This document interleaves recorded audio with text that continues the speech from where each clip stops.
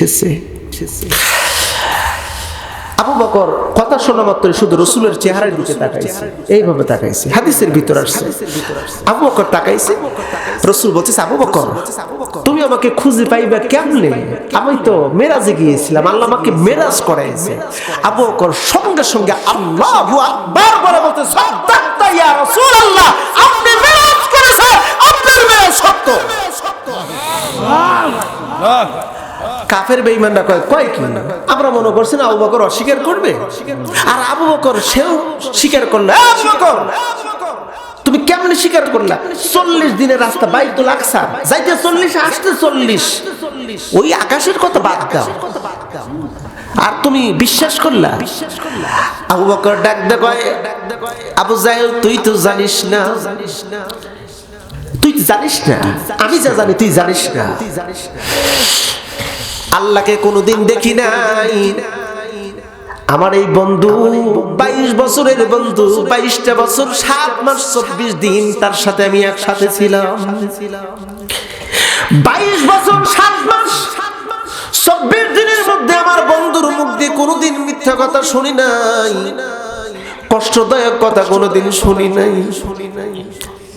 22 বছর 7 মাস পর নবুয়তির পরিচয় প্রাপ্ত যখন হইল, আমাকে সে বলে, আবু বকর একজন স্রষ্টা আছে, তিনি বলেন আল্লাহ, তিনি আমাকে মনোনীত করেছেন আখিরি জামানার নবী হিসাবে। আবু বকর রে, তুমি কি বিশ্বাস করো না? এ আবু জাহেল, মক্কার কাফেররা শোন, আমি আমার এই বন্ধুর কথা শুনে না দেখে আল্লাহকে বিশ্বাস করেছি। আমার এই বন্ধু বলেছে ইয়াউমাল আখিরা, কিয়ামতের দিন প্রতিষ্ঠিত করা হবে, আমি দেখি নাই কিন্তু বিশ্বাস করেছি। জান্নাত আছে দেখি নাই, বিশ্বাস করেছি। জাহান্নাম আছে দেখি নাই, বিশ্বাস করেছি। কবরের মধ্যে আযাব হবে, শান্তি হবে দেখি নাই, বিশ্বাস করেছি। এত কিছু যদি না দেখি বিশ্বাস করতে পারি, মেরাজ করেছে এই কথাটা কেন বিশ্বাস করতে পারবো না? আল্লাযীনা ইউমিনুনা বিল গায়ব,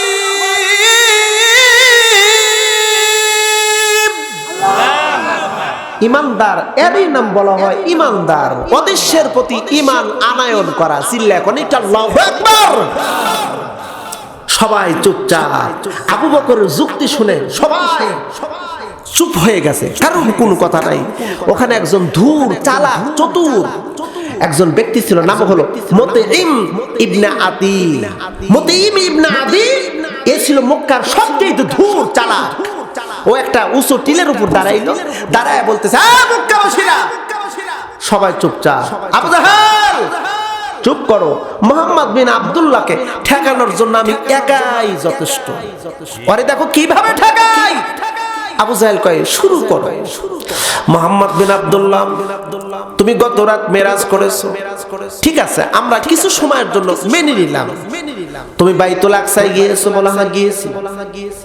আচ্ছা ঠিক আছে, আমরাও তো ব্যবসা করার জন্য গিয়েছিলাম। তুমি গত রাত্রিতে গিয়েছো, আমরা একটু আগে গিয়েছিলাম।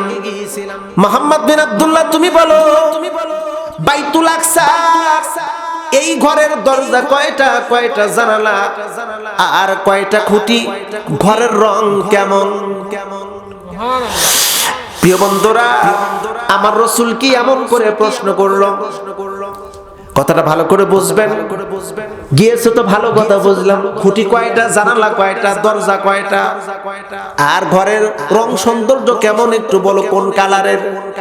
আজকে আপনারা এখানে এসেছেন, অন্য পাড়া থেকেও আসতে পারে দুই একজন, পূর্ব পাড়া থেকে, পশ্চিম পাড়া, উত্তর পাড়া, অন্য কোন গ্রামের। কথার সাপোজ ধরে নিলাম ঘর গ্রামের একজন দুইজন মানুষ এখানে আছেন। ঘর গ্রামে এবার কালকে গিয়েছেন, চাষটালে সিরাজ বাজারে বসে গল্প করতেছেন।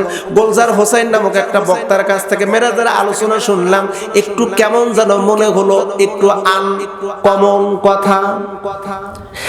দুইজনের কাছে বলতেছে, দুইজন কয় তুই যাস নাই, মিথ্যা কথা।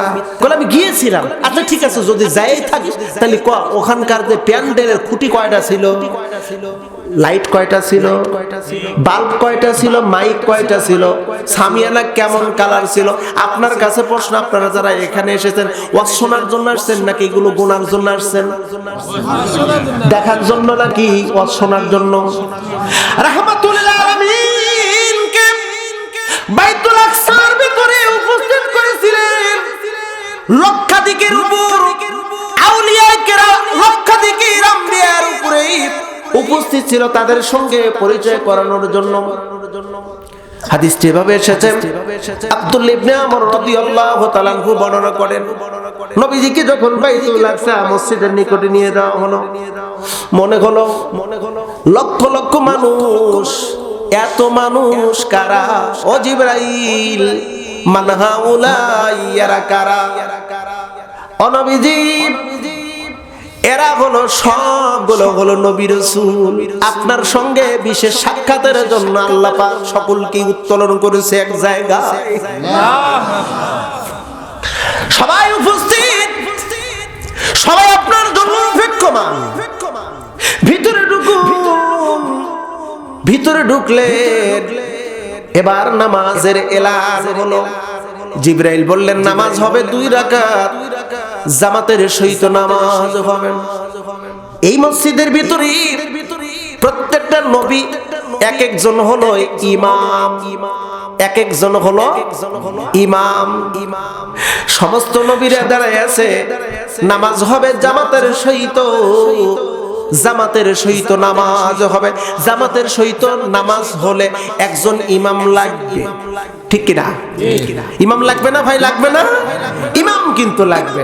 মজার বিষয়, ইন্টারেস্টিং বিষয় হলো ইমাম এটি গুরুত্বপূর্ণ একটা সম্মানজনক একটা পদ।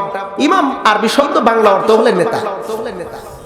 নেতা নেতা ইমাম কাকে বানাই আমাদের সমাজের ভিতরে? আমরা কিন্তু বাস্তবিকভাবে যেটা মিল করি, এটা বাস্তবতার সাথে আমি কথা মিল রেখে কথা বলছি।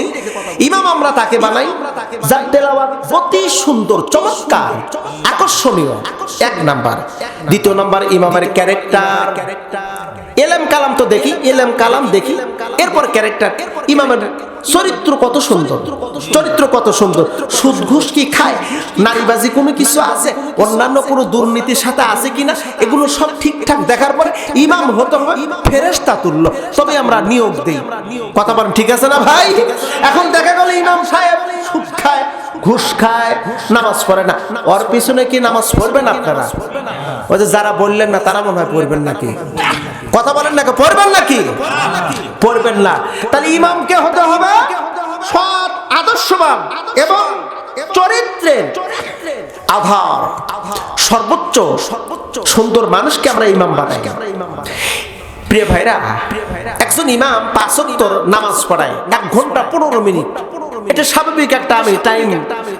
আমার নামাজে আমি যতটুকু পেয়েছি 1 ঘন্টা 15 মিনিট 5 ওয়াক্ত নামাজে যায়। 5 ওয়াক্ত নামাজের জন্য একটা ইমাম রাখলেন, 1 ঘন্টা 15 মিনিটের ইমামের চরিত্র দেখলেন। নামাজ পড়ে ঠিক মতো, সুদ ঘুষ খায় কিনা, বিবিকে পর্দায় রাখে কিনা, দুর্নীতি করছে কিনা, তারপরে নারীবাজি করছে কিনা, সিগারেট টানটুন দেয় কিনা, এরপরে জর্দা তো মোটামুটি হুজুর আমরা খাই, তো আমাদের কাছে হালাল টালাল আছে, ডিভিশনে টানটুন দেয় কিনা, নেশা টেশা করে কিনা, এই সব কিছু দেখার পর একটা ইমাম নিলেন 1 ঘন্টা 15 মিনিটের জন্য। একটা ইমাম এত সৎ, নিষ্ঠাবান, আর নামাজ শেষ হওয়ার পরে বাহিরে এবার ইমাম আপনি যাকে অনুসরণ করলেন ওই ইমাম দাঁড়ায় ডিওজির মতন পেশাব করে। সুদ ঘোষের আখড়া, দুর্নীতির বস, নেশাদ্রব্যের সে হলো লিডার। ও ভাই, এমন কুকর্ম নাই, যা করে না এমন নেতার পিছনে আপনি দৌড়াচ্ছেন, এমন নেতা আপনি নির্বাচন করতেছেন, এমন নেতাকে আপনি সিলেকশন করলেন। ওই জায়গায় ইমাম আপনি চরিত্রবান, নামাজি, তাকওয়া দেখলেন না, আপনার ইমাম নির্বাচন করার কিচ্ছুই ফলাফল নেই। নামাজের ইমাম জামাত, আমার নামাজের বাহিরের ইমামও হতে হবে তেমন। নামাজের ইমাম যেমন, নামাজের বাহিরের ইমামও তেমন। এবার ইমাম ঠিক করলেন মসজিদের ইমাম তাকওয়াপূর্ণ। হঠাৎ করে ইমাম মনে করেন আমি গুলজার, আপনাদের এই বড় মসজিদের একদিন মাগরিবের নামাজে আমাকে দিলেন হুজুর মানুষ, অনেক বড় বক্তা, একটু নামাজ পড়ান। আমি হয়ে গেলাম নেতা হয়ে চিন্তা ভাবনা করলাম নামাজ তো প্রতিদিন পড়ে, আজকেও পড়াবো, তবে আমার নিয়ম কি, আমি এবার সূরা ফাতিহা তেলাওয়াত করলাম না। সূরা ফাতিহা বাদ দিয়ে অন্য আয়াত যখন তেলাওয়াত শুরু করব, আপনারা বলুন তো আমার পিছনে কি ওই নামাজটা কি হবে? যারা পিছনে থাকবেন তারা বলবেন সুবহানাল্লাহ সুবহানাল্লাহ। গোলজার সাহেব আপনার ভুল হচ্ছে, সূরা ফাতিহা ছাড়া নামাজ হয় না, সূরা ফাতিহা পড়েন। আমি বলতেছি যতই লোকমা দেন লাভ নাই, ছাড়বো না। আমি আমার মতন করে পড়াবো। মাসালার কিতাব আছে, হবে না? হবে না। বলছে মুরব্বি, বলছে হবে না। মাসালার কিতাব আছে, 3 বার লোকমা দেওয়ার পরে ইমাম যদি সংশোধন না হয়, পিছনে যিনি আছেন ওনার দায়িত্ব হলো ডাইন হাত উপরে থাকে, ডাইন হাতটা ছাড়বে, ইমামের কলার চেপে ধরে ওরে পিছনে নিয়ে আসবে। বাম হাত কি খালি রাখবে? না, আবার পাশের আরেকটা ব্যক্তিকে ওনাকে আবার ইমাম বানায় দিতে হবে। সমাজের ভিতরে কত নেতাকে দেখেছি নেতৃত্ব দেওয়ার পরে তারা অন্যায় রাজনীতি, দুর্নীতি, সুদ, ঘুষ কত কিছু করেছে। সংশোধন করার পরে যদি সংশোধন না হয়, আমাদের তখন ওই জনগণের দাবি থাকবে, ওই জনগণের উচিত হবে কলার ধরে নিচে নামায়া যোগ্য আরেকজন ইমামকে ওই জায়গায় বসায় দেওয়া। কিন্তু দুঃখজনক সত্য, ইমামও চুরি করে, কর্মীরাও চুরি করে, ইমাম দুর্নীতি করে, কর্মীরাও দুর্নীতি করেছে, এমন রেকর্ড 15 বছরে দেখেছি। এমন রেকর্ড আমরা দেখেছি। চোর, কর্মী, নেতা সবাই চোর। চোরের বিরুদ্ধে কথা বললেই সমস্যা। যত দোষ নন্দ ঘোষ, সত্যটা বললেই দোষ, করলে অন্যায়ের প্রতিবাদ, নামটা হবে তোমার মৌলবাদ ভাইরে, নামটা হবে তোমার রাজাকার। বন্ধুরা মন খারাপ করতেছেন মনে হয়, তাই না? আলোচনা শেষ করে দিই, অনেক রাত হয়ে গেছে। হ্যাঁ, শেষ রাত 11টা পার হয়ে গেছে। মোনাজাত করে দিই এখন। না, যেভাবে আপনারা আলিফ খালি বার নিচে এক নোক্তা, 2-1 জন বলতেছেন, বাকি করে না